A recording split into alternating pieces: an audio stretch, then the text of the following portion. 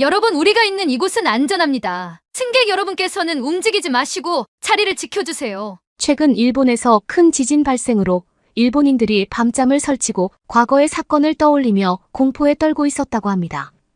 그렇게 일본의 승무원으로 일하던 미녀가 그날의 진실을 밝히겠다며 사연을 보내오셨는데요. 과연 어떤 일이 있었던 것일까요? 감동의 모든 것 애청자 여러분. 영상 시작 전 좋아요와 불우이웃을 위해 끝까지 시청 부탁드립니다. 안녕하세요.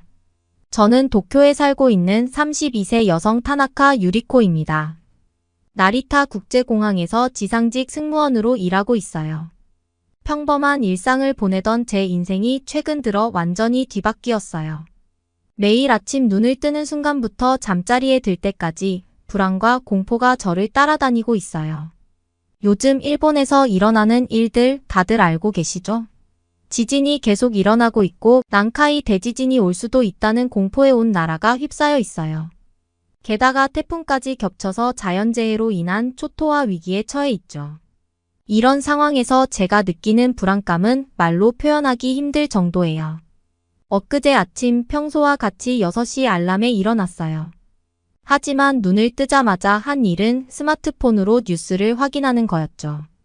어젯밤에 또 어디서 지진이 났는지, 새로운 태풍은 오고 있는지 확인하는 게 일상이 되어버렸어요. 그날 아침 뉴스를 보고 정말 가슴이 덜컥 내려앉았어요. 이바라키현에서 규모 5.1의 지진이 발생했다는 소식이었거든요. 뉴스에서는 이바라키현 히타치시에서 규모 5.1의 지진이 발생했습니다.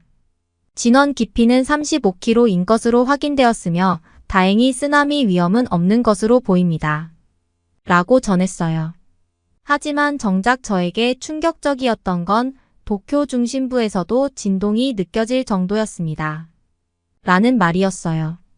제가 살고 있는 도쿄에서도 느껴졌다니 갑자기 현실감이 확 들더라고요. 그날 아침 평소보다 일찍 집을 나섰어요.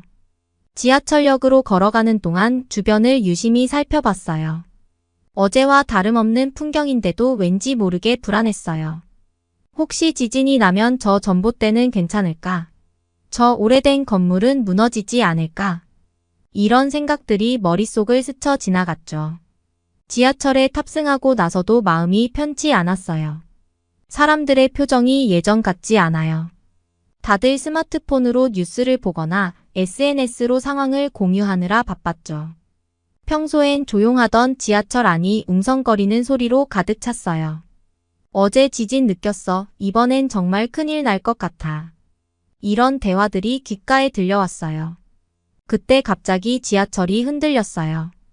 순간 온 차량이 숨을 멈췄죠.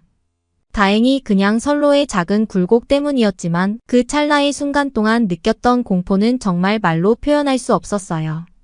제 옆자리의 중년 여성은 놀라서 제 팔을 꼭 잡더라고요.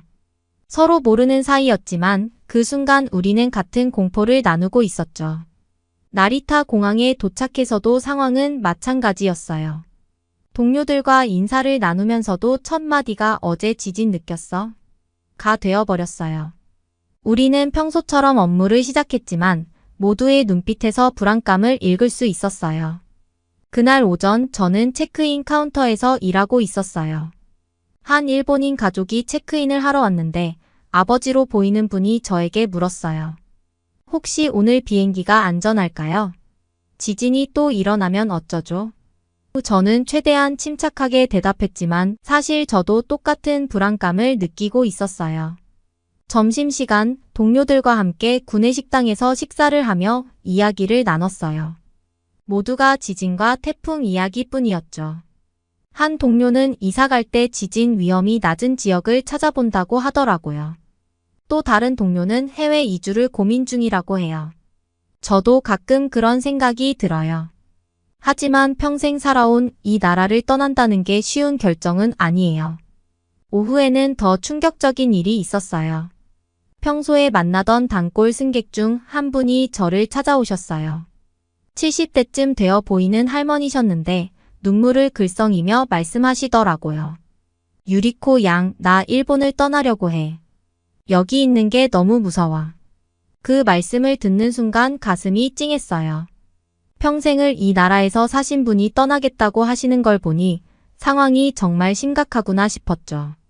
퇴근 후 집으로 가는 길에 동네 슈퍼마켓에 들렀어요. 그런데 정말 놀랐어요. 사람들이 비상용품을 사느라 정신없더라고요. 물, 통조림, 건전지, 랜턴 등이 날아가듯 팔리고 있었어요. 저도 덩달아 불안해져서 몇 가지를 사게 됐어요. 집에 돌아와서 비상가방을 꾸렸죠. 옷, 약, 물, 건전지, 비상식량 등을 넣었어요. 그리고 문 옆에 두었죠. 언제 대피해야 할지 모르니까요. 저녁을 먹으면서 TV를 켰는데 뉴스에서는 계속해서 지진과 태풍 소식만 나오더라고요. 기상청 관계자가 나와서 이야기하는 걸 듣고 있자니 점점 더 불안해졌어요. 앞으로 30년 안에 난카이 대지진이 일어날 확률이 70에서 80%입니다. 이 말을 듣는 순간 정말 앞으로 어떻게 살아야 할지 막막해졌어요. 잠자리에 들기 전 부모님께 전화를 드렸어요. 요즘 자주 연락드리고 있어요. 부모님은 교토에 살고 계시는데 거기도 안전하지 않다고 하더라고요. 전화기 너머로 들리는 부모님의 목소리에서 불안감이 느껴졌어요. 하지만 서로를 걱정시키지 않으려고 괜찮은 척했죠. 밤에 잠을 청하려고 누웠지만 쉽게 잠들 수 없었어요. 작은 소리만 들려도 지진인가 싶어 화들짝 놀라 일어나곤 했죠. 휴대폰 진동 소리에도 민감해져서 혹시 재난 경고인가 싶어 가슴이 덜컥 내려앉곤 해요. 이렇게 불안한 마음으로 살아야 한다는 게 너무 힘들어요. 특히 저는 혼자 살고 있어서 더 불안한 것 같아요. 가족들과 함께 있다면 조금이나마 안심이 될 텐데 혼자 있으니 불안감이 더 크게 느껴져요. 한밤중에 지진이 나면 어떻게 해야 할지, 혼자서 대피할 수 있을지 이런 생각들이 머릿속을 맴돌아요.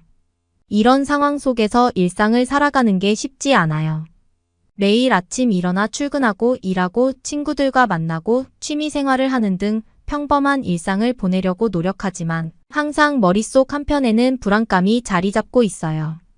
언제 큰 지진이 올지 모른다는 생각에 마음 편히 미래를 계획할 수도 없어요. 공항에서 일하다 보니 더 심각하게 느껴지는 것 같아요. 매일 수많은 사람들이 일본을 떠나고 있어요. 특히 외국인 관광객들의 발걸음이 눈에 띄게 줄었어요. 얼마 전에는 한 중국인 가족이 예약을 취소하러 왔는데 그들의 말이 아직도 귓가에 맴돌아요. 일본은 이제 안전하지 않아요. 우리는 빨리 떠나야 해요. 그리고 얼마 전 회사에서 지진 대비 교육을 받았어요. 대피 요령, 비상용품 준비, 가족과의 연락 방법 등을 배웠죠. 하지만 이런 준비를 할 때마다 오히려 더 불안해져요. 정말 큰 지진이 올 수도 있다는 현실을 직면하게 되니까요. 가끔은 이런 생각도 들어요. 우리가 너무 예민하게 반응하고 있는 건 아닐까? 하지만 2011년 동일본 대지진을 겪은 후로는 아무리 작은 위험 신호라도 무시할 수 없게 됐어요. 그때의 공포와 슬픔이 아직도 생생하거든요. 텔레비전에서 쓰나미에 휩쓸리는 마을들을 보던 그 순간이 아직도 선명해요. 어제는 친구들과 만나 저녁을 먹었어요. 오랜만에 만난 친구들과 즐거운 시간을 보내고 싶었지만 대화는 자연스럽게 지진과 재해 대비로 흘러갔어요. 한 친구는 집에 비상용품을 가득 쌓아두었다고 하더라고요. 또 다른 친구는 지진 대비 앱을 추천해줬어요. 우리는 서로의 비상 연락망을 다시 한번 확인했죠. 난카이 대지진에 대해 알아보면 알아볼수록 일상이 점점 더 불안해져요. 오늘 아침에 일어나서 창밖을 봤는데 평소와 다름없는 풍경인데도 왠지 모르게 불안했어요. 오늘은 또 어떤 일이 일어날까 하는 생각이 저도 모르게 자꾸 들더라고요.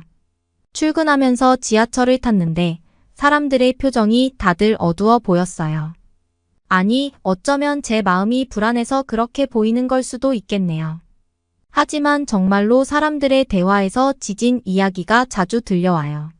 누군가 큰 소리로 이야기를 하거나 갑자기 소리가 나면 다들 놀라서 주위를 둘러보곤 해요. 지진이 난 줄 알고 그러는 거겠죠. 공항에서 일하다 보니 더 심각하게 느껴져요. 매일 수많은 사람들이 일본을 떠나고 있어요. 특히 외국인 관광객들의 발걸음이 눈에 띄게 줄었어요. 얼마 전에는 한 중국인 가족이 예약을 취소하러 왔는데 그들의 말이 아직도 귓가에 맴돌아요. 일본은 이제 안전하지 않다고 빨리 떠나야 한다고 하더라고요. 그 말을 들으니 마음이 무거워졌어요. 점심시간에 동료들과 이야기를 나눴는데 다들 비슷한 생각을 하고 있더라고요. 이대로 괜찮은지부터 시작해서 정부는 대체 뭐 하고 있는 건지 한탄하는 사람도 있었고 일본을 탈출해야 한다는 식의 얘기들도 오고 갔어요.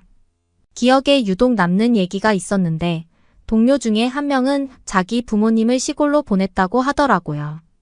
도시보다는 시골이 조금이라도 안전할 거라고 생각했대요. 그날 오후에는 정말 믿기 힘든 일이 있었어요. 조용하고 차분하던 일본인 할머니 한 분이 저에게 오셔서 눈물을 흘리시면서 어떻게 하면 최대한 빨리 일본을 떠날 수 있냐고 물어보시는 거예요. 그 모습을 보는 순간 괜히 울컥했어요. 제가 살고 있는 일본이 이렇게 위험한 곳이 되어버렸다는 게 실감이 났거든요. 할머니께서 하신 말씀이 평생 살아온 이 나라를 떠나고 싶지 않지만 너무 무섭다고 하시더라고요. 그 말씀을 듣는 순간 공감이 바로 되더라고요. 퇴근 후 집으로 가는 길에 동네 슈퍼마켓에 들렀는데 정말 놀랐어요. 사람들이 비상용품을 사느라 정신없더라고요. 물, 통조림, 건전지, 랜턴 등이 날아가듯 팔리고 있었어요. 저도 덩달아 불안해져서 몇 가지를 사게 됐어요. 집에 돌아와서 비상가방을 꾸렸죠. 옷, 약, 물, 건전지, 비상식량 등을 넣었어요. 그리고 문 옆에 두었죠. 언제 대피해야 할지 모르니까요. 저녁을 먹으면서 TV를 켰는데 뉴스에서는 계속해서 지진과 태풍 소식만 나오더라고요. 기상청 관계자가 나와서 이야기하는 걸 듣고 있자니 점점 더 불안해졌어요. 정말 앞으로 어떻게 살아야 할지 막막해졌어요. 잠자리에 들기 전 부모님께 전화를 드렸어요. 요즘 자주 연락드리고 있어요.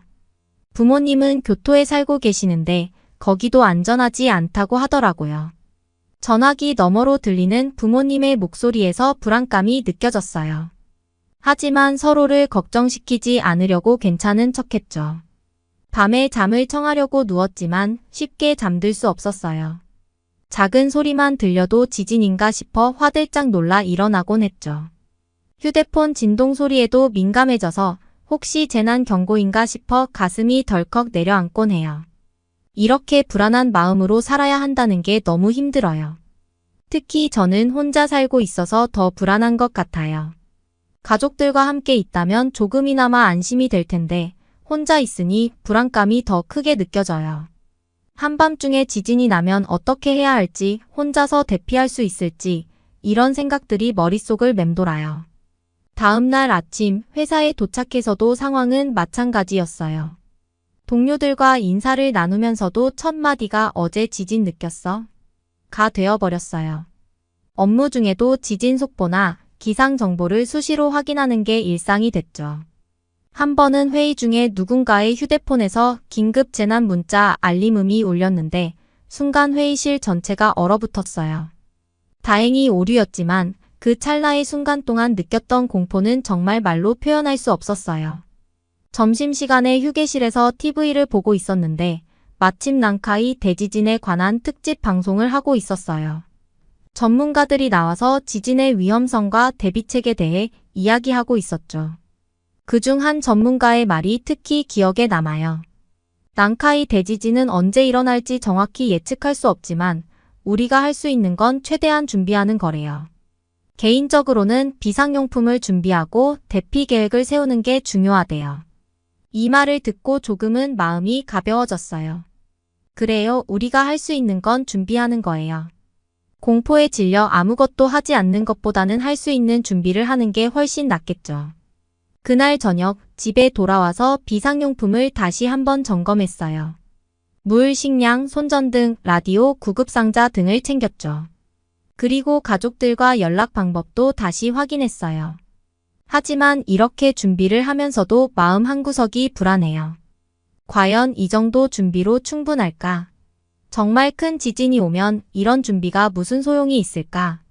이런 생각들이 자꾸 들더라고요. 특히 밤에 잠자리에 들 때면 불안감이 더 커져요. 이런 상황 속에서 일상을 살아가는 게 쉽지 않아요. 매일 아침 일어나 출근하고 일하고 친구들과 만나고 취미 생활을 하는 등 평범한 일상을 보내려고 노력하지만 항상 머릿속 한편에는 불안감이 자리 잡고 있어요. 언제 큰 지진이 올지 모른다는 생각에 마음 편히 미래를 계획할 수도 없어요. 그래도 희망을 놓지 않으려고 해요. 우리 일본인들은 이전에도 많은 자연재해를 겪었지만 항상 다시 일어섰잖아요. 이번에도 그럴 수 있을 거예요. 서로 돕고 의지하면서 이 어려운 시기를 잘 극복할 수 있을 거라고 믿어요. 하지만 솔직히 말하면 때로는 그냥 모든 걸 내려놓고 안전한 곳으로 떠나고 싶다는 생각도 들어요. 하지만 현실적으로 그럴 수도 없고 그렇다고 계속 두려움에 떨며 살 수도 없잖아요. 그래서 요즘엔 할 수 있는 준비는 다 하려고 노력 중이에요. 비상용품을 챙기고 대피소 위치도 미리 확인해두고 가족들과 연락체계도 만들어뒀어요. 이렇게 불안한 나날을 보내고 있지만 한편으로는 이런 상황 속에서도 서로를 배려하고 돕는 일본 사람들의 모습에 감동받곤 해요. 어려운 시기일수록 더 단결하고 서로를 생각하는 우리의 모습이 자랑스러워요. 어제는 친구들과 만나 저녁을 먹었어요. 오랜만에 만난 친구들과 즐거운 시간을 보내고 싶었지만 대화는 자연스럽게 지진과 재해 대비로 흘러갔어요. 한 친구는 집에 비상용품을 가득 쌓아두었다고 하더라고요. 또 다른 친구는 지진 대비 앱을 추천해줬어요. 우리는 서로의 비상 연락망을 다시 한번 확인했죠. 이런 이야기를 나누다 보니 문득 한국에 사는 친구가 부러워졌어요. 한국은 지진의 위험이 상대적으로 적다고 하더라고요. 매일 불안에 떨지 않고 언제 큰 지진이 올지 걱정하지 않아도 되는 곳에서 살 수 있다니 얼마나 좋을까요? 아니나 다를까. 한국 친구들과 이야기를 나눠보면 지진에 대한 걱정을 거의 하지 않는다고 하더라고요. 어젯밤 한국에 사는 친구와 영상통화를 했어요. 오랜만에 연락했는데 제 얼굴을 보자마자 친구가 깜짝 놀라더라고요. 푸석해 보인다고 그제야 거울을 봤는데 정말 제 얼굴이 많이 달라져 있더라고요. 불안과 걱정으로 잠을 제대로 못 잔 게 얼굴에 그대로 드러난 것 같아요. 친구와 이야기를 나누다 보니 한국의 상황이 정말 부러워졌어요. 지진 걱정 없이 살 수 있다는 게 얼마나 큰 축복인지 모르겠어요. 친구 말로는 가끔 작은 지진이 있긴 하지만 우리가 겪는 것처럼 대규모 지진의 위험은 거의 없대요. 화산이 폭발할 걱정도 없고요. 그저 일상을 평화롭게 살아갈 수 있다는 게 얼마나 큰 축복인지 모르겠어요. 통화를 끝내고 나서 한동안 멍하니 있었어요. 문득 이런 생각이 들더라고요. 나도 한국으로 가볼까?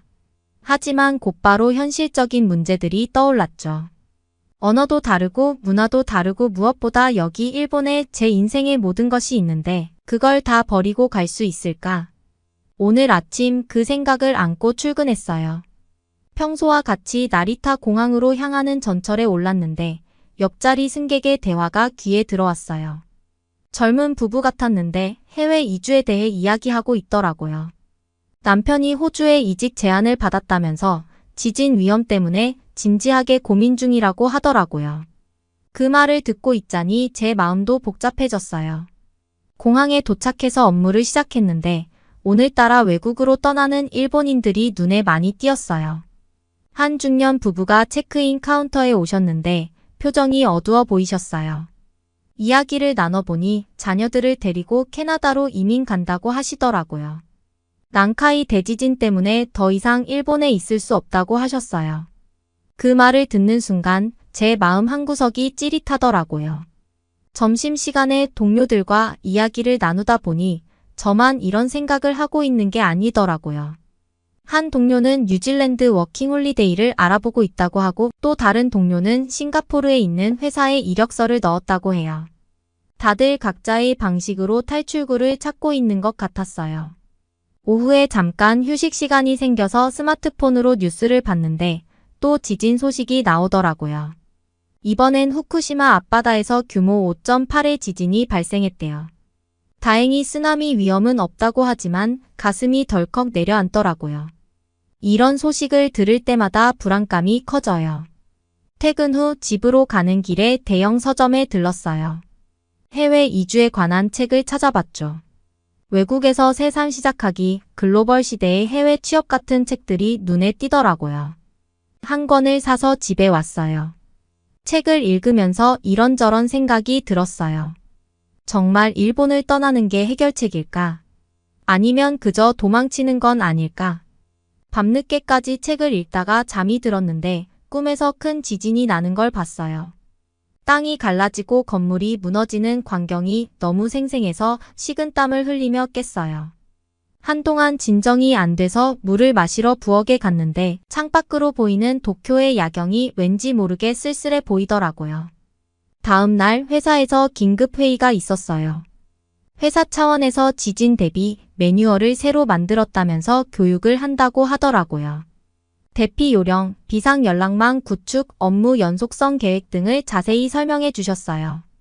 듣고 보니 회사도 이 상황을 심각하게 받아들이고 있다는 게 느껴졌어요.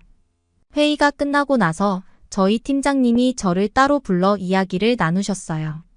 제 얼굴색이 안 좋아 보인다면서 걱정하시더라고요. 그동안 쌓였던 감정이 터져나왔는지 저도 모르게 눈물이 나더라고요. 팀장님께 솔직하게 제 고민을 털어놨어요. 해외 이주를 생각하고 있다고요.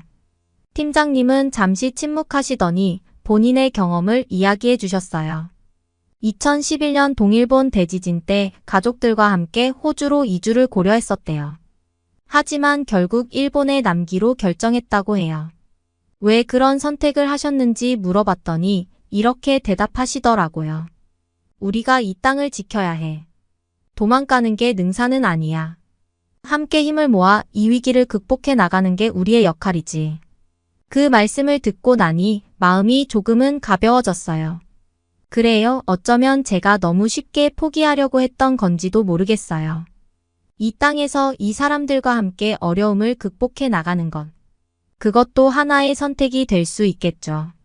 퇴근 후 오랜만에 친구들과 만나 술 한잔 했어요. 다들 비슷한 고민을 하고 있더라고요. 떠나야 할지 남아야 할지 우리는 밤늦게까지 이야기를 나눴어요. 결론은 없었지만 함께 이야기를 나누는 것만으로도 위로가 되는 것 같았어요. 집에 돌아와 침대에 누워 생각해 봤어요. 정말 쉽지 않은 선택이에요. 안전하고 평화로운 곳으로 가고 싶은 마음. 하지만 동시에 이 땅에 대한 애착과 책임감도 있어요. 어떤 선택이 옳은지 아직 확신이 서지 않아요. 그래도 한 가지 분명한 건 지금 당장 결정을 내릴 필요는 없다는 거예요. 좀 더 시간을 두고 신중히 생각해 봐야겠어요. 그동안 할 수 있는 준비는 다 해두되 희망을 잃지 않으려고 해요. 어떤 선택을 하든 그건 제 인생의 큰 전환점이 될 테니까요. 오늘 밤에는 오랜만에 편안한 마음으로 잠들 수 있을 것 같아요. 내일은 또 어떤 하루가 될지 모르겠지만 하루하루 최선을 다해 살아가려고 해요. 언젠가 난카이 대지진이 올지도 모르지만 그때까지 우리는 살아가야 해요. 불안하고 두렵지만 그래도 하루하루를 소중히 여기며 살아가려고 해요. 이렇게 불안한 나날을 보내고 있지만 한편으로는 이런 상황 속에서도 서로를 배려하고 돕는 일본 사람들의 모습에 감동받곤 해요. 어려운 시기일수록 더 단결하고 서로를 생각하는 우리의 모습이 자랑스러워요. 어쩌면 이런 마음가짐으로 우리는 어떤 어려움도 이겨낼 수 있지 않을까요? 앞으로 어떤 선택을 하게 될지, 어떤 미래가 펼쳐질지 아직 모르겠어요. 하지만 한 가지 확실한 건 이 경험이 저를 더 강하고 현명한 사람으로 만들어줄 거라는 거예요. 그리고 언젠가 이 모든 게 지나갔을 때 저는 이 시기를 돌아보며 미소 지을 수 있을 거예요. 그때까지 하루하루 최선을 다해 살아가겠습니다. 그러면 다음 사연으로 넘어가겠습니다. 안녕하세요. 저는 소피아예요. 20살 미국 뉴욕 출신 대학생이에요. 오늘은 제 인생을 완전히 바꿔놓은 한국에서의 경험을 나누고 싶어요. 2023년 8월 15일 드디어 한국행 비행기에 올랐어요. 심장이 두근거렸죠. 뉴욕 JFK 공항을 떠나 14시간의 긴 비행 끝에 인천국제공항에 도착했어요. 비행기에서 내리자마자 느낀 건 공기의 차이였어요. 뉴욕의 답답한 공기와는 달리 왠지 모르게 상쾌한 느낌이 들더라고요. 입국 심사를 마치고 수화물을 찾아 출국장으로 나오는 순간 저는 완전히 다른 세상에 온 것 같은 기분이 들었어요. 깔끔하고 현대적인 공항의 모습에 입이 떡 벌어졌죠. 특히 입국장 주변에 있는 로봇 안내원을 보고 깜짝 놀랐어요. 우와, 이게 바로 IT 강국 한국이구나 싶었죠. 공항에서 서울로 가는 길, 저는 공항철도를 탔어요. 티켓을 사는 과정부터 신기했어요. 키오스크에서 영어 서비스를 선택하니 모든 게 쉽게 해결되더라고요. 열차에 탑승하자마자 느낀 건 깨끗함이었어요. 뉴욕의 지저분하고 낙서 가득한 지하철과는 완전히 달랐죠. 게다가 와이파이까지 완벽하게 터지는 거예요. 열차가 정확히 시간에 맞춰 출발하는 모습을 보며 이게 바로 한국의 정확성이구나 싶었어요. 서울에 도착해 숙소로 향하는 길, 저는 계속해서 주변을 둘러보며 감탄사를 연발했어요. 고층 빌딩들 사이로 보이는 남산타워, 깔끔하게 정돈된 거리, 그리고 밤늦은 시간에도 불구하고 활기찬 도시의 모습이 너무나 인상적이었거든요. 첫날 밤 저는 너무 설레서 잠을 이루지 못했어요. 창밖으로 보이는 서울의 야경을 바라보며 앞으로의 생활에 대한 기대감에 가슴이 두근거렸죠. 다음 날 아침 저는 일찍 일어나 근처 편의점에 갔어요. 24시간 영업하는 편의점 문화에 놀랐지만 더 놀라운 건 편의점의 다양성이었어요. 도시락, 삼각김밥, 라면은 물론이고 생필품까지. 심지어 택배도 받을 수 있다니 정말 편리하더라고요. 아침 식사로 삼각김밥과 바나나 우유를 사 먹었는데 이 조합이 의외로 맛있어서 또 한 번 놀랐어요. 오전에는 학교에 가서 간단한 오리엔테이션을 받았어요. 캠퍼스를 둘러보는데 정말 아름다웠어요. 현대적인 건물들과 푸른 잔디, 그리고 곳곳에 있는 벚나무들, 벌써부터 이곳에서의 학업이 기대되더라고요. 특히 도서관이 24시간 운영된다는 말에 감동받았어요. 미국에서는 상상도 못할 일이거든요. 점심시간, 저는 학교 근처 식당에서 처음으로 김치찌개를 먹어봤어요. 얼큰하고 뜨거운 국물에 살짝 놀랐지만 먹다 보니 계속 땡기는 맛이더라고요. 특히 반찬으로 나온 여러 가지 김치들이 정말 맛있었어요. 미국에서 먹던 김치와는 차원이 달랐죠. 오후에는 한국어 수업을 들었어요. 선생님께서 정말 친절하게 가르쳐 주셔서 좋았어요. 한글이 논리적으로 만들어진 문자라는 설명을 듣고 경악했어요. 수업이 끝나고 한국 학생들과 대화를 나눴는데 다들 영어로 소통하려 노력해주는 모습에 감동받았어요. 저녁에는 룸메이트와 함께 근처 치킨집에 갔어요. 치킨의 바삭함과 양념의 맛이 어찌나 좋던지. 게다가 치킨을 시키니 콜라를 서비스로 주시더라고요. 이런 서비스 문화도 정말 좋았어요. 밤에 기숙사로 돌아오는 길, 저는 한국의 안전함을 다시 한번 실감했어요. 늦은 시간임에도 불구하고 여성들이 혼자 걸어 다니는 모습을 보고 놀랐거든요. 뉴욕에서는 상상도 못할 일이에요. CCTV가 곳곳에 설치되어 있는 것도 눈에 띄더라고요. 기숙사에 도착해서 샤워를 하는데 온수가 콸콸 나오는 거예요. 뉴욕에서는 온수가 잘 안 나와서 고생했는데 이런 점에서도 한국의 편리함을 느꼈어요.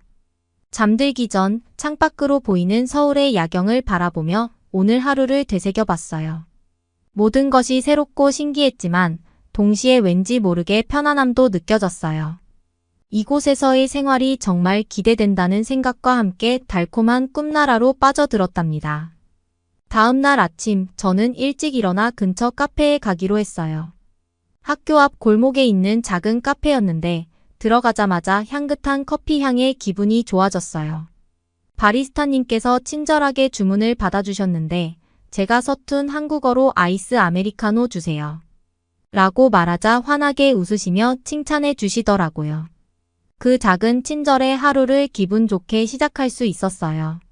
수업을 마치고 나서 저는 한국인 친구 지민이와 함께 명동에 가기로 했어요. 지하철을 타고 가는 동안 저는 계속해서 놀라움의 연속이었어요. 지하철 안의 와이파이는 물론이고 스크린도어, 그리고 무엇보다 깨끗한 환경에 감탄했죠. 특히 노약자석을 양보하는 문화를 보고 정말 감동받았어요. 명동에 도착해서 처음 느낀 건 그 활기찬 분위기였어요.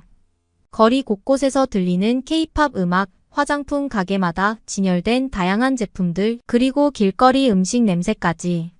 모든 게 새롭고 신기했죠. 지민이가 저를 유명한 치즈 핫도그 가게로 데려갔는데 그 맛은 정말 잊을 수 없을 거예요. 쇼핑을 하면서 가장 놀라웠던 건 직원들의 친절함이었어요. 제가 외국인이라는 걸 알아차리고는 영어로 천천히 설명해 주시고 심지어 한국어로 된 제품 설명서까지 번역해 주시더라고요. 이런 세심한 서비스 정신에 정말 감동받았어요. 저녁에는 지민이가 추천한 삼겹살집에 갔어요. 처음으로 직접 고기를 구워 먹어보는 경험이었는데 정말 재미있었어요. 특히 삼겹살을 상추에 싸서 먹는 방법을 배우면서 한국의 식문화에 대해 더 깊이 이해할 수 있었죠. 소주도 처음 마셔봤는데 그 독특한 맛에 처음엔 놀랐지만 음식과 함께 먹으니 왜 한국인들이 즐겨 마시는지 이해가 되더라고요. 식사를 마치고 숙소로 돌아오는 길 한강공원을 지나게 되었어요. 밤이 늦었음에도 불구하고 공원에는 여전히 사람들이 있었어요. 자전거를 타는 사람들, 산책을 즐기는 연인들, 그리고 강변에 앉아 맥주를 마시는 친구들, 이런 여유로운 도시 생활이 너무나 부러웠어요. 뉴욕의 센트럴파크와는 또 다른 매력이 있더라고요. 그날 밤 침대에 누워 천장을 바라보며 생각에 잠겼어요. 불과 며칠 만에 저는 한국, 특히 서울이라는 도시에 완전히 매료되어 버렸어요. 편리함, 안전함, 그리고 사람들의 따뜻함, 이 모든 것이 저를 감싸는 것 같았어요. 문득 제 스마트폰을 보니 배터리가 15%밖에 남지 않았더라고요. 하지만 전혀 걱정되지 않았어요. 내일 아침 지하철을 타면 충전할 수 있다는 걸 알고 있었거든요. 이런 작은 편리함조차 저에겐 큰 감동으로 다가왔어요. 잠들기 전 저는 부모님께 메시지를 보냈어요. 엄마, 아빠 걱정 마세요. 저 여기서 정말 잘 지내고 있어요. 한국은 제가 상상했던 것보다 훨씬 더 좋은 곳이에요. 이곳에서의 모든 순간이 새로운 경험이고 배움이에요. 정말 행복해요. 그렇게 또 하루가 지나갔어요. 매일매일이 새로운 발견의 연속이었고 한국에 대한 제 사랑은 점점 더 깊어져 갔어요. 이제 겨우 일주일밖에 지나지 않았지만 저는 벌써 이곳을 떠나고 싶지 않다는 생각이 들더라고요. 한국에서의 이 경험이 제 인생을 어떻게 바꿔놓을지 저는 정말 기대되고 설렙니다. 한국에서의 생활이 점점 익숙해져 가던 어느 날, 제 미국 친구 그레이스에게서 연락이 왔어요. 그레이스가 한국에 여행을 오고 싶다는 거예요. 제가 SNS에 올린 한국 생활 사진들을 보고 완전히 매료되었다면서요. 그 말을 듣는 순간 저는 정말 신이 났어요. 제가 경험한 이 놀라운 나라를 그레이스에게도 보여줄 수 있다는 생각에 가슴이 두근거렸죠. 그레이스가 도착하기로 한 날, 저는 아침 일찍부터 준비를 시작했어요. 인천공항으로 그레이스를 마중 나가기 위해 서울역으로 향했죠. 아침 러시아워 지하철에 몸을 실으며 문득 제가 한국에 온 지 벌써 3개월이 지났다는 걸 깨달았어요. 이제는 이 복잡한 지하철 노선도 너무나 익숙해져 있더라고요. 공항철도를 타고 가면서 그레이스에게 어떤 것들을 먼저 보여줄지 계획을 세웠어요. 한국의 놀라운 점들을 하나하나 떠올리다 보니 어느새 인천공항에 도착해 있었죠. 도착장에서 그레이스를 발견한 순간 우리는 서로를 끌어안고 기쁨의 환호성을 질렀어요. 그레이스의 첫마디가 아직도 생생해요. 소피야, 여기 공항이 벌써 너무 대단해. 이게 공항이야, 쇼핑몰이야. 그레이스의 놀란 표정을 보며 제가 처음 이곳에 왔을 때의 모습이 떠올랐어요. 저도 모르게 미소가 지어졌죠. 우리는 바로 공항철도에 탑승했어요. 그레이스는 처음에 의아한 표정을 지었어요. 아마도 뉴욕의 지저분하고 시끄러운 지하철을 떠올렸겠죠. 하지만 깨끗하고 조용한 객실에 들어서자 그레이스의 눈이 동그래졌어요. 소피야, 이게 정말 대중교통이야. 마치 미래에 온 것 같아. 열차가 출발하고 얼마 지나지 않아 그레이스가 스마트폰을 꺼내더니 와이파이를 찾기 시작했어요. 제가 여기 무료 와이파이 있어. 비밀번호 없이 그냥 접속하면 돼. 라고 말하자 그레이스는 믿기지 않는다는 듯한 표정을 지었죠. 연결 즉시 빵빵 터지는 인터넷 속도에 그레이스는 연신 감탄사를 내뱉었어요. 서울역에 도착해서 지하철로 갈아탔을 때 그레이스의 반응은 더욱 놀라웠어요. 스크린도어 실시간 열차 정보 안내, 그리고 지하철 내부의 청결함까지. 모든 것이 그레이스에겐 신기한 경험이었나 봐요. 소피아, 뉴욕 지하철은 이제 타기 싫어질 것 같아. 너무 차이가 크잖아. 라고 말하는 그레이스를 보며 저도 모르게 뿌듯한 마음이 들었어요. 숙소로 가는 길에 우리는 편의점에 들렀어요. 24시간 영업하는 편의점 문화에 그레이스는 또 한 번 놀랐죠. 다양한 즉석식품과 생필품, 심지어 택배 서비스까지 있다는 사실에 그레이스는 연신 감탄했어요. 이런 곳이 미국에도 있다면 얼마나 좋을까? 라는 그레이스의 말에 저는 새삼 한국 생활의 편리함을 다시 한번 실감했어요. 그날 밤 우리는 야식을 먹기로 했어요. 자정이 다 되어가는 시간이었지만 배달앱으로 쉽게 음식을 주문할 수 있었죠. 그레이스는 이렇게 늦은 시간에도 다양한 음식을 배달시킬 수 있다는 사실에 입을 다물지 못했어요.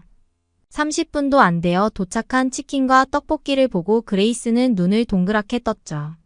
소피아, 이런 게 가능하다니. 난 지금 천국에 온 것 같아. 다음 날 우리는 서울 구경을 나갔어요. 아침 일찍 일어나 근처 카페에서 아침을 해결하기로 했죠. 카페에 들어서자 그레이스는 또 한 번 놀란 표정을 지었어요. 여기 카페들은 왜 이렇게 예뻐? 마치 영화 세트장 같아. 저는 웃으면서 이제 시작일 뿐이야. 오늘 하루 종일 놀랄 준비나 해. 라고 말했죠. 버스를 타고 이동하면서 그레이스는 계속해서 스마트폰으로 무언가를 하고 있었어요. 알고 보니 버스 위치와 도착 시간을 실시간으로 확인하고 있더라고요. 소피아, 이거 정말 대단해. 뉴욕에서는 버스가 언제 올지 전혀 알 수 없어서 항상 스트레스 받았는데 여기선 이렇게 정확하게 알 수 있다니. 점심으로 삼겹살을 먹으러 갔는데 그레이스는 식당 테이블에 있는 호출 버튼에 완전히 매료되었어요. 이거 진짜 편리하다. 미국에선 직원 부르려면 손을 들고 기다려야 하는데 말이야. 고기를 구워 먹는 방식도 그레이스에겐 신선한 경험이었나 봐요. 이렇게 직접 구워 먹으니까 더 맛있는 것 같아. 오후에는 한강공원으로 향했어요. 도시 한복판에 이렇게 아름답고 잘 관리된 공원이 있다는 사실에 그레이스는 감동했어요. 뉴욕의 센트럴파크도 좋지만 이곳은 정말 다른 차원이야. 강변을 따라 자전거를 탈 수 있다니 정말 부럽다. 우리는 자전거를 빌려 한강변을 달리며 서울의 멋진 전경을 감상했어요. 저녁에는 남산타워에 올라가기로 했어요. 케이블카를 타고 올라가는 동안 그레이스는 서울의 야경에 완전히 매료되었어요. 소피아, 이 풍경 좀 봐. 이렇게 아름다운 도시라니. 난 지금 꿈을 꾸고 있는 게 아닐까. 그레이스의 감탄에 저도 덩달아 행복해졌어요. 타워에서 내려와 걸어서 숙소로 돌아가는 길, 그레이스가 문득 물었어요. 소피아, 이렇게 늦은 시간인데 우리 둘이서 걸어가도 괜찮아? 저는 웃으면서 대답했죠. 걱정 마. 여기는 밤에도 정말 안전해. 게다가 저기 봐, CCTV도 많이 있고. 그 말에 그레이스는 안도의 한숨을 쉬었어요. 숙소에 도착해서 그레이스는 이렇게 말했어요. 소피아, 오늘 하루 동안 내가 얼마나 많이 놀랐는지 모를 거야. 편리함, 안전함, 청결함. 이 모든 게 한 도시에 있다니. 난 정말 한국에 반해버렸어. 그 말을 듣는 순간 저는 가슴이 뭉클해졌어요. 제가 느꼈던 한국의 매력을 그레이스도 같이 느끼고 있다는 사실이 너무나 기뻤거든요. 그날 밤 우리는 늦게까지 이야기를 나눴어요. 한국에서의 생활, 미국과의 차이점, 앞으로의 계획 등을 이야기하면서 시간 가는 줄 몰랐죠. 다음 날 아침 그레이스가 저에게 고민이 있다고 말을 꺼냈어요. 처음에는 무슨 일인가 싶어 걱정됐는데 알고 보니 한국에 더 오래 머물고 싶다는 거였어요. 원래 계획은 2주 여행이었는데 이제 와서 보니 2주로는 너무 부족하다는 거죠. 그레이스의 말에 저는 깜짝 놀랐어요. 정말? 너도 한국이 그렇게 좋아? 그레이스는 고개를 끄덕이며 말했어요. 응, 정말 좋아. 사실, 나도 너처럼 여기서 교환학생으로 공부하고 싶어졌어. 그 말을 듣는 순간 저는 정말 기뻤어요. 제가 느꼈던 한국의 매력을 그레이스도 같이 느끼고 있다는 사실이 너무나 감격스러웠거든요. 그레이스의 눈빛에서 제가 처음 한국에 왔을 때의 설렘과 흥분을 볼 수 있었어요. 우리는 그날 하루 종일 그레이스의 교환학생 계획에 대해 이야기를 나눴어요. 한국에서의 생활, 학업, 문화 차이 등에 대해 제 경험을 공유하면서 저 역시 한국에 대한 애정을 다시 한번 확인할 수 있었죠. 그렇게 2주간의 여행이 끝나고 그레이스가 미국으로 돌아간 후 저는 문득 깨달았어요. 제가 한국에 온 지 벌써 4개월이 지났고 이제 한국은 저에게 제2의 고향이 되어가고 있다는 것을요. 그리고 그레이스의 방문은 제가 한국의 매력을 다시 한번 발견하게 해준 소중한 경험이었어요. 이제 저는 남은 교환학생 기간 동안 한국을 더 깊이 이해하고 경험하고 싶어요. 그리고 언젠가 그레이스가 교환학생으로 이곳에 오게 된다면 제가 경험한 이 놀라운 나라를 함께 탐험하고 싶어요. 한국에서의 모든 순간이 새로운 발견과 감동의 연속이에요. 이 경험이 제 인생을 어떻게 바꿔놓을지 정말 기대되고 설렙니다. 그레이스가 떠나고 나서 저는 한국 생활에 더욱 깊이 빠져들기 시작했어요. 매일 아침 일어나면 창문을 열고 서울의 아침 공기를 마시며 하루를 시작하는 게 일상이 되었죠.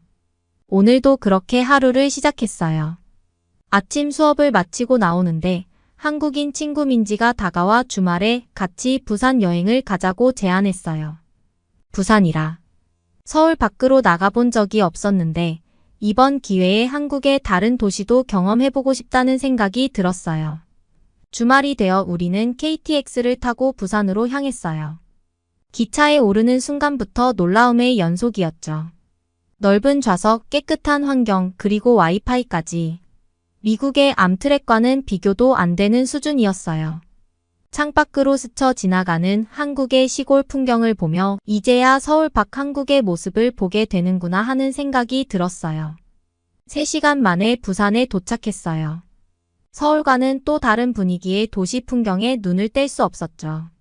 특히 바다가 보이는 순간 저도 모르게 환호성을 질렀어요. 민지가 웃으면서 말했어요. 이제 시작이라고요. 우리의 첫 목적지는 해운대 해수욕장이었어요. 넓게 펼쳐진 모래사장과 푸른 바다를 보는 순간 마치 다른 세상에 온 것 같았어요. 서울의 번잡함과는 전혀 다른 여유로움이 느껴졌죠. 바닷가를 걸으며 시원한 바닷바람을 맞는데 그동안의 스트레스가 모두 날아가는 것 같았어요. 점심으로는 민지가 추천한 부산 명물 밀면을 먹었어요. 차갑고 쫄깃한 면발과 새콤달콤한 육수의 조화가 정말 특별했어요. 한국에 와서 처음 맛보는 음식이었는데 이렇게 다양한 음식 문화가 있다는 것에 또 한 번 놀랐죠. 오후에는 감천문화마을로 향했어요. 언덕에 알록달록하게 줄지어 있는 집들을 보며 마치 동화 속 마을에 온 것 같은 기분이 들었어요. 좁은 골목길을 걸으며 곳곳에 숨어있는 예쁜 카페와 가게들을 구경하는 재미가 쏠쏠했죠. 동네 할머니들이 친절하게 길도 알려주시고 맛있는 빵집도 추천해 주셨어요. 이런 소소한 친절에 자꾸 마음이 따뜻해졌어요. 저녁에는 자갈치 시장으로 가서 해산물 파티를 즐겼어요. 활기찬 시장 분위기와 신선한 해산물들, 그리고 무엇보다 상인들의 정겨운 부산 사투리가 인상적이었죠. 회를 처음 먹어봤는데 신선하고 부드러운 맛에 완전히 매료되었어요. 민지가 알려준 대로 소주와 함께 먹으니 그 맛이 배가 되더라고요. 하루를 마무리하며 광안대교의 야경을 보러 갔어요. 밤바다 위로 펼쳐진 화려한 조명에 저는 말을 잃었어요. 서울의 야경도 아름답지만 이렇게 바다와 어우러진 야경은 정말 특별했죠. 민지가 갑자기 폭죽을 꺼내더니 불을 붙였어요. 우리는 마치 어린아이처럼 즐거워하며 폭죽을 들고 밤바다를 배경으로 사진을 찍었어요. 그 순간 저는 이 여행이 제 인생에서 가장 행복한 순간 중 하나가 될 거라고 확신했어요. 다음 날 아침, 우리는 일찍 일어나 해운대 해수욕장에서 일출을 보기로 했어요. 새벽 공기를 가르며 해변에 도착했을 때 이미 많은 사람들이 일출을 기다리고 있었어요. 서서히 동쪽 하늘이 붉게 물들더니 태양이 모습을 드러냈어요. 그 장면을 보며 저는 문득 눈물이 났어요. 이렇게 아름다운 순간을 한국에서 경험하고 있다는 사실이 믿기지 않았거든요. 아침 식사로 민지가 근처 할매 순댓국집으로 데려갔어요. 처음에는 순대가 들어간 국이라는 말에 좀 망설여졌지만 한 입 먹어보고는 그 고소하고 깊은 맛에 완전히 반해버렸어요. 특히 새콤한 깍두기를 국에 넣어 먹으니 그 맛이 더 살아나더라고요. 할머니께서 제가 외국인인 걸 아시고는 더 많이 먹으라며 고기를 더 넣어주셨어요. 이런 소소한 친절이 한국의 정을 느끼게 해줘요. 부산을 떠나기 전 우리는 마지막으로 태종대에 들렀어요. 절벽 위에 서서 끝없이 펼쳐진 바다를 바라보며 저는 깊은 생각에 잠겼어요. 한국에 온 지 벌써 5개월. 이곳에서의 모든 순간이 저를 조금씩 변화시키고 있다는 걸 느꼈어요. 더 넓은 세상을 보게 되었고 다양한 문화와 사람들을 이해하게 되었죠. 서울로 돌아오는 KTX 안에서 저는 창밖으로 스쳐 지나가는 한국의 풍경을 바라보며 이번 여행을 돌아봤어요. 부산의 여유로움, 맛있는 음식들, 친절한 사람들. 모든 것이 새로운 경험이었죠. 하지만 동시에 서울로 돌아간다는 생각에 왠지 모르게 안도감도 들었어요. 어느새 서울이 제 마음의 고향이 되어가고 있다는 걸 깨달았거든요. 서울에 도착하자마자 저는 그레이스에게 부산 여행 이야기를 전해주고 싶어 안달이 났어요. 영상통화를 걸어 부산의 사진들을 보여주며 흥분된 목소리로 이야기를 나눴죠. 그레이스는 제 이야기를 들으며 부러워하면서도 한국에서의 제 모습이 정말 행복해 보인다고 말해줬어요. 통화를 마치고 나서 저는 문득 제 방의 창밖으로 보이는 서울의 야경을 바라봤어요. 높은 빌딩들 사이로 반짝이는 불빛들, 그리고 멀리 보이는 남산타워. 이 모든 것이 이제는 너무나 익숙하고 소중한 풍경이 되어 있더라고요. 다음 날 아침 저는 여느 때와 같이 학교로 향했어요. 하지만 뭔가 달랐어요. 거리의 간판들, 지하철의 안내방송, 사람들의 대화. 이 모든 것들이 전보다 더 또렷하게 들리고 보이는 것 같았어요. 마치 한국어 실력이 하루 만에 늘어난 것처럼 말이에요. 수업 시간에 교수님께서 한국의 지역 방언에 대해 설명해 주셨어요. 부산에서 들었던 사투리가 생각나 저도 모르게 미소 지었죠. 이제는 단순히 언어를 배우는 게 아니라 그 속에 담긴 문화와 정서까지 이해하게 된 것 같아요. 수업이 끝나고 동아리 활동에 참여했어요. 한국 문화를 체험하는 동아리인데 이날은 한복 입어보기 행사가 있었죠. 처음으로 한복을 입어봤는데 거울 속의 제 모습을 보고 깜짝 놀랐어요. 마치 제가 정말로 이곳에 속한 사람이 된 것 같은 기분이 들더라고요. 저녁에는 한국 친구들과 함께 노래방에 갔어요. 처음에는 부끄러워서 노래를 부르지 못했는데 친구들의 응원에 용기를 내어 방탄소년단의 작은 것들을 위한 시를 불렀어요. 노래를 부르면서 문득 깨달았어요. 제가 얼마나 많이 성장했는지를요. 처음 한국에 왔을 때는 상상도 못했던 일들을 지금은 자연스럽게 하고 있다는 사실이 놀라웠어요. 집으로 돌아오는 길, 편의점에 들러 라면과 삼각김밥을 샀어요. 이제는 이런 한국식 야식이 너무나 당연하게 느껴져요. 집에 도착해서 라면을 끓이며 오늘 하루를 돌아봤어요. 부산 여행, 한복 체험, 노래방. 이 모든 경험들이 저를 조금씩 변화시키고 있다는 걸 느꼈어요. 침대에 누워 천장을 바라보며 생각했어요. 이제 한국에서의 시간이 얼마 남지 않았다는 걸요. 하지만 두렵지 않아요. 오히려 기대돼요. 남은 시간 동안 더 많은 것을 경험하고 배우고 느끼고 싶어요. 그리고 언젠가 다시 이곳으로 돌아올 거예요. 왜냐하면 이제 한국은 제 인생의 큰 부분이 되었으니까요. 부산 여행 이후 저는 한국 생활에 더욱 깊이 빠져들었어요. 매일 아침 일어나면 창문을 열고 서울의 아침 공기를 마시며 하루를 시작하는 게 일상이 되었죠. 오늘도 그렇게 하루를 시작했어요. 아침 수업을 마치고 나오는데 갑자기 휴대폰에 알림이 왔어요. 그레이스가 보낸 메시지였는데 놀랍게도 그레이스가 다음 학기에 한국으로 교환학생을 오게 되었다는 거예요. 저는 너무 기뻐서 그 자리에서 소리를 지를 뻔했어요. 제가 경험한 이 놀라운 나라를 그레이스와 함께 공유할 수 있다는 생각에 가슴이 두근거렸죠. 그날 저녁 저는 한국인 친구들과 함께 그레이스의 교환학생 합격을 축하하는 자리를 가졌어요. 우리는 홍대의 작은 고깃집에 모였죠. 삼겹살 냄새가 가득한 가게에 들어서자마자 저는 문득 제가 얼마나 한국 문화에 익숙해졌는지 깨달았어요. 고기를 굽고 쌈을 싸고 소주를 따르는 모든 과정이 이제는 너무나 자연스러워졌거든요.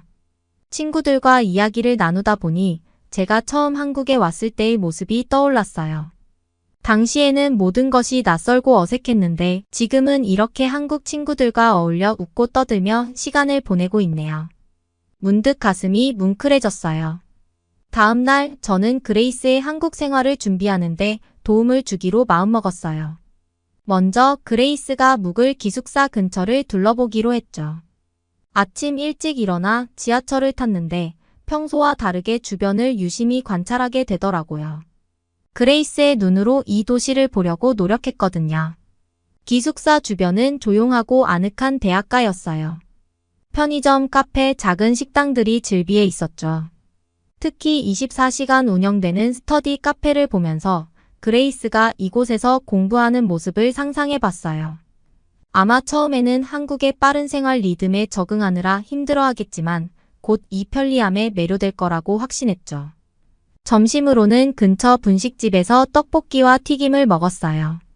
매콤달콤한 떡볶이 국물에 튀김을 찍어 먹으며 그레이스에게 이 맛을 어떻게 설명해야 할지 고민했어요. 한국 음식의 맛을 영어로 표현하는 게 이렇게 어려운 일인 줄 몰랐네요. 오후에는 대학 도서관에 가서 그레이스가 들을 수업들에 대한 정보를 찾아봤어요. 책장을 넘기며 한국어로 된 전공 서적들을 보니 문득 제 한국어 실력이 얼마나 늘었는지 실감하게 되었어요. 처음에는 한글을 읽는 것조차 힘들었는데 지금은 전공 서적을 이해할 수 있게 되다니 말이에요. 저녁이 되자 저는 한강공원으로 향했어요. 노을이 지는 한강을 바라보며 그동안의 제 한국 생활을 돌아봤어요. 처음 왔을 때의 두려움과 설렘, 새로운 문화에 적응하며 겪었던 어려움들, 그리고 지금의 편안함까지. 모든 순간이 제게 특별한 추억이 되어 있더라고요. 공원에서 달리기를 하고 있는 사람들, 돗자리를 펴고 앉아 치맥을 즐기는 연인들, 자전거를 타고 지나가는 가족들. 이 모든 광경이 제게는 이제 너무나 익숙한 일상이 되었어요. 그레이스에게 이 광경을 보여줄 생각을 하니 벌써부터 설레네요. 집으로 돌아오는 길 편의점에 들러 아이스크림을 샀어요. 계산할 때 점원이 한국어로 뭔가를 물어봤는데 저는 자연스럽게 대답할 수 있었어요. 이런 작은 일상적인 대화가 가능해졌다는 사실이 너무 기뻤어요. 집에 도착해서 그레이스에게 영상통화를 걸었어요. 오늘 둘러본 곳들을 사진으로 보여주며 설명해줬죠. 그레이스의 눈이 반짝이는 걸 보니 제가 처음 한국에 왔을 때의 모습이 겹쳐 보이더라고요. 그레이스에게 한국 생활에 대한 조언을 해주면서 저도 모르게 웃음이 나왔어요. 제가 이렇게 한국 전문가가 되어 있다니 정말 신기한 일이에요. 통화를 마치고 일기를 쓰려고 노트를 폈어요. 문득 제 일기의 첫 페이지가 눈에 들어왔어요. 서툰 한글로 적혀 있는 제 이름과 날짜. 그때와 지금을 비교하니 정말 많은 것이 변했더라고요. 이제는 한글로 일기를 쓰는 것이 더 자연스러워졌어요. 잠들기 전 저는 내일의 계획을 세웠어요. 그레이스를 위해 한국 생활 가이드북을 만들어야겠다고 생각했거든요. 지하철 이용법부터 맛집 리스트, 유용한 한국어 표현들까지. 제가 경험한 모든 것을 그레이스와 나누고 싶어요. 다음 날 아침 저는 일찍 일어나 가이드북 작성을 시작했어요. 컴퓨터 앞에 앉아 타이핑을 하다 보니 제가 얼마나 많은 것을 경험하고 배웠는지 새삼 깨닫게 되더라고요. 한국의 문화, 예절, 일상생활의 팁들. 이 모든 것이 제 안에 자연스럽게 녹아들어 있었어요. 점심시간 저는 학교 구내식당에 갔어요. 오늘의 메뉴는 비빔밥이었죠.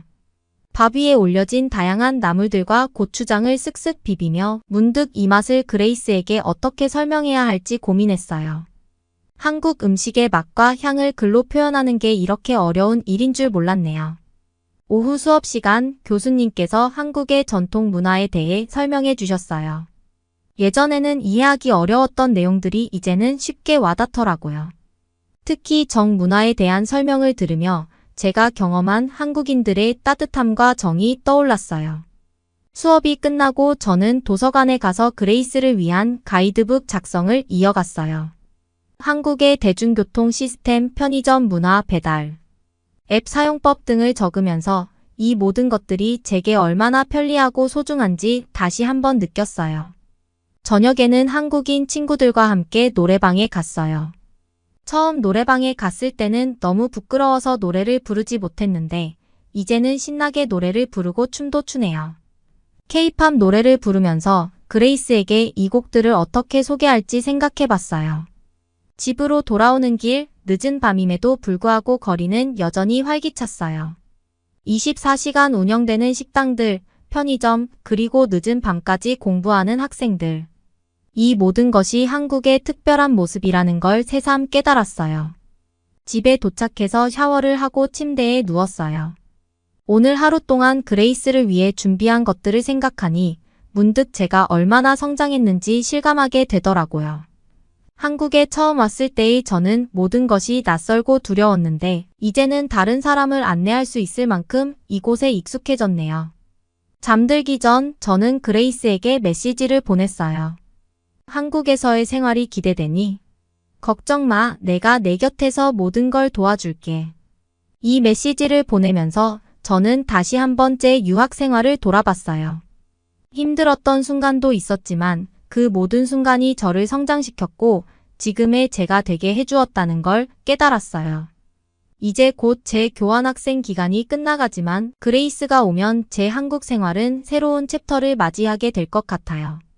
그레이스와 함께 이 아름다운 나라를 탐험하고 제가 배운 모든 것을 나눌 생각을 하니 벌써부터 설레네요. 한국에서의 모든 순간이 제 인생의 소중한 보물이 되어가고 있어요. 그레이스가 한국에 오기로 한 날이 점점 다가오면서 저는 마치 제가 처음 한국에 왔을 때의 설렘과 긴장감을 다시 느끼고 있어요. 오늘 아침에 일어나자마자 그레이스에게 메시지를 보냈어요. 이제 일주일 남았다고요. 아침 수업을 들으면서도 자꾸 그레이스의 도착을 생각하게 되더라고요. 한국어 수업 시간에 교수님께서 외국인의 시선으로 본 한국 문화에 대해 이야기해 주셨는데 제 경험을 떠올리며 고개를 끄덕이고 있는 저를 발견했어요. 이제는 제가 그레이스에게 이런 이야기를 들려줄 수 있겠다는 생각에 뿌듯해졌죠. 수업이 끝난 후 저는 그레이스가 묵을 기숙사로 향했어요. 방을 한 번 더 확인하고 필요한 물품들을 준비해 두려고요. 기숙사에 도착해서 방을 둘러보는데 문득 제가 처음 이곳에 왔을 때가 생각났어요. 그때는 모든 것이 낯설고 어색했는데 지금은 이 좁은 방이 얼마나 아늑하고 편안하게 느껴지는지 몰라요. 방 정리를 하면서 한국 친구 민지에게 전화가 왔어요. 그레이스를 위한 환영 파티를 준비하자고 하더라고요. 저는 너무 기뻐서 바로 동의했어요. 한국 친구들이 이렇게 따뜻하게 그레이스를 맞이해주려 한다는 사실에 감동받았죠. 오후에는 명동에 가서 그레이스를 위한 선물을 사기로 했어요. 거리를 걸으며 한국의 뷰티 제품들을 구경하는데 문득 제가 얼마나 한국 문화에 익숙해졌는지 깨달았어요. 이제는 한국 화장품 브랜드들의 이름을 술술 읽을 수 있고 각 제품의 특징도 잘 알고 있더라고요. 저녁에는 친구들과 모여 그레이스의 환영 파티 계획을 세웠어요. 한국의 전통 음식과 현대 음식을 함께 준비하기로 했죠. 김치, 불고기, 떡볶이 그리고 치킨까지. 이 음식들을 고르면서 제가 처음 이 음식들을 맛봤을 때의 기억이 떠올랐어요. 그때는 몰랐던 맛의 조화를 이제는 완전히 이해하고 있다는 게 신기했어요. 집으로 돌아오는 길에 편의점에 들렀어요. 라면과 삼각김밥을 사면서 그레이스에게 이 한국식 야식 문화를 어떻게 설명할지 고민했어요. 아마 처음에는 이해하기 어려워할 테지만 곧 이 맛에 빠지게 될 거라고 확신해요. 다음 날 아침 저는 일찍 일어나 한강공원으로 달리기를 나갔어요. 상쾌한 아침 공기를 마시며 달리는데 문득 이 풍경이 얼마나 특별한지 다시 한번 깨달았어요. 도시 한복판에 이렇게 아름다운 자연이 있다는 게 정말 놀라워요.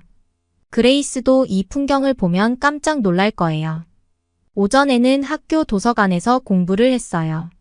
한국어로 된 전공 서적을 읽으면서 제 한국어 실력이 얼마나 늘었는지 새삼 실감했어요. 처음에는 한 페이지 읽는데도 1시간이 넘게 걸렸는데 이제는 자연스럽게 읽을 수 있게 되었네요. 점심시간에는 학교 식당에서 비빔밥을 먹었어요. 밥 위에 올려진 다양한 나물들과 고추장을 비비면서 이 음식에 담긴 한국의 철학을 생각해봤어요. 여러 가지 재료가 조화롭게 어우러져 하나의 맛을 만들어내는 모습이 마치 한국 사회의 모습 같아 보이더라고요. 오후에는 한국어 스터디 그룹 모임이 있었어요. 다른 나라에서 온 친구들과 함께 한국어를 공부하면서 우리 모두가 얼마나 성장했는지 느낄 수 있었어요. 처음에는 간단한 인사도 어려워했는데 이제는 한국어로 토론까지 할 수 있게 되었네요. 저녁에는 홍대에서 친구들과 만났어요. 거리 공연을 구경하면서 이 활기찬 분위기를 그레이스에게 어떻게 설명할지 고민했어요. 젊음의 열기, 예술의 자유로움, 그리고 한국 특유의 빠른 템포가 어우러진 이 거리의 모습은 말로 표현하기 어려울 것 같아요. 밤늦게 집에 돌아와 씻고 침대에 누웠는데 그레이스에게서 메시지가 왔어요. 비행기 티켓을 예약했다고 하더라고요. 갑자기 현실감이 확 들었어요. 정말 그레이스가 곧 여기에 오는 거예요. 제가 사랑하게 된 이 도시를, 이 나라를 그레이스와 함께 경험할 수 있다는 생각에 가슴이 뛰었어요. 다음 날 아침, 저는 그레이스를 위한 가이드북을 완성하기로 마음먹었어요. 컴퓨터 앞에 앉아 타이핑을 하면서 제가 경험한 모든 것들을 하나하나 정리해 나갔어요. 한국의 대중교통 이용법, 편의점 문화, 한국식 인사예절, 맛집 리스트. 이 모든 것들을 적으면서 제가 얼마나 많은 것을 배웠는지 새삼 깨달았어요. 점심시간에는 학교 근처 분식집에 갔어요. 떡볶이와 튀김을 먹으면서 이 맛을 그레이스에게 어떻게 설명할지 고민했어요. 매콤하면서도 달콤한 이 맛을 영어로 어떻게 표현해야 할까요? 아마 직접 먹어봐야 이해할 수 있을 거예요. 오후에는 한국어 수업이 있었어요. 선생님께서 한국의 사자성어에 대해 가르쳐 주셨는데 이제는 이런 깊이 있는 표현들도 이해할 수 있게 되었다는 게 신기해요. 그레이스도 이렇게 한국어의 깊이를 알아갈 수 있을까요? 수업이 끝나고 나서 저는 남산타워에 올라가기로 했어요. 서울의 전경을 바라보면서 그동안의 제 한국 생활을 돌아봤어요. 처음 이곳에 왔을 때는 모든 것이 낯설고 두려웠는데 이제는 이 도시의 모든 것이 사랑스럽게 느껴져요. 그레이스도 이런 감정을 느낄 수 있기를 바라요. 저녁에는 친구들과 삼겹살을 먹으러 갔어요. 고기를 구우면서 한국의 회식 문화에 대해 이야기를 나눴어요. 처음에는 이해하기 어려웠던 이 문화가 이제는 얼마나 의미 있고 중요한지 알게 되었어요. 그레이스에게도 이 문화의 의미를 잘 전달할 수 있을까요? 집에 돌아와 침대에 누워 저는 그레이스의 도착을 기다리는 마음에 설레기 시작했어요. 이제 정말 얼마 남지 않았어요. 제가 경험한 모든 것들, 배운 모든 것들을 그레이스와 나눌 수 있다는 생각에 가슴이 뛰어요. 한국에서의 제 여정은 이제 새로운 단계로 접어들 것 같아요. 그레이스와 함께 이 나라를 탐험하면서 저 역시 새로운 시각으로 한국을 바라볼 수 있을 거예요. 이 여정이 어떤 모습으로 펼쳐질지 정말 기대되네요. 한국은 제게 제2의 고향이 되었고 이제 그 고향을 제 가장 친한 친구와 나눌 수 있게 되었어요. 이보다 더 행복한 일이 있을까요? 드디어 그레이스가 도착하는 날이에요. 아침 일찍 일어나 인천공항으로 향하는 공항철도에 몸을 실었어요. 창밖으로 스쳐 지나가는 풍경을 보며 제가 처음 이 길을 지나왔을 때의 기억이 떠올랐어요. 그때는 모든 것이 새롭고 낯설었는데 이제는 이 모든 것이 얼마나 친숙해졌는지 몰라요. 공항에 도착해서 그레이스를 기다리는 동안 저는 주변을 둘러보며 한국의 첫인상을 다시 한번 떠올려 봤어요. 깔끔하고 현대적인 공항, 친절한 안내 로봇, 그리고 도착장 주변의 환영 플래카드들. 그레이스의 눈에는 이 모든 것이 어떻게 보일까요? 마침내 그레이스가 나타났어요. 우리는 서로를 보자마자 뛰어가 포옹했죠. 그레이스의 눈에는 설렘과 약간의 걱정이 섞여 있었어요. 제가 처음 왔을 때와 똑같은 표정이에요. 그레이스의 짐을 들어주며 우리는 공항철도로 향했어요. 기차에 올라타자마자 그레이스가 눈을 동그랗게 뜨더라고요. 깨끗한 객실, 편안한 좌석, 그리고 무엇보다 빠른 와이파이에 놀란 것 같아요. 저는 웃으며 말했어요.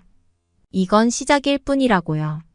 서울로 향하는 동안 저는 그레이스에게 한국에 대한 기본적인 정보들을 알려주었어요. 지하철 이용법, 기본적인 인사말, 그리고 꼭 조심해야 할 문화적 차이점들까지. 그레이스는 열심히 듣고 있었지만 동시에 창밖으로 보이는 서울의 풍경에 완전히 매료된 듯 했어요. 서울역에 도착해서 우리는 지하철로 갈아탔어요. 그레이스는 스크린도어를 보고 또 한 번 놀라더라고요. 안전하고 깨끗한 지하철 시스템에 감탄하는 그레이스를 보며 저도 모르게 뿌듯한 마음이 들었어요. 마치 제가 한국을 대표하는 것처럼 말이에요. 기숙사에 도착해서 짐을 풀고 잠시 쉬었어요. 그레이스는 피곤해 보였지만 동시에 흥분된 표정이었죠. 저는 그레이스에게 오늘 저녁에 친구들이 환영 파티를 준비했다고 말해주었어요. 그 말을 듣자 그레이스의 눈이 반짝였어요. 저녁이 되어 우리는 근처 한 식당으로 향했어요. 친구들이 이미 와서 기다리고 있었죠.